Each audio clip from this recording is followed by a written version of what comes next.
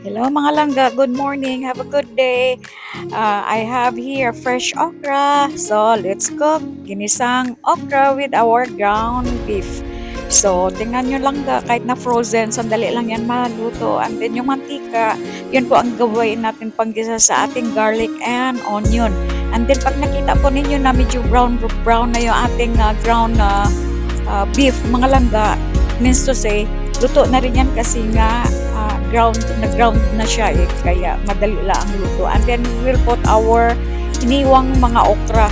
Iniwa ko na yan into 2 pieces mga langga kasi ang hahaba kasi ng iba para mabalance po yung mga length nila. Kaya ganyan lang. And then you add a little bit of water, soy sauce, black pepper, cayenne pepper, and then dinagdagan ko ng magic sarap langga kasi hindi nga ako nag-aasin kasi nga malasan na rin yung magic sarap. Kaya sandali lang ang luto nito. O, tingnan mo.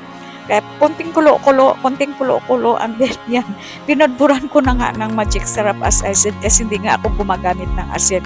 So this is it mga langga. Tingnan nyo, very yummy and very healthy vegetable food today. Kaya this is it mga langga. Thank you guys for watching and hope everybody have a good day. Bye-bye.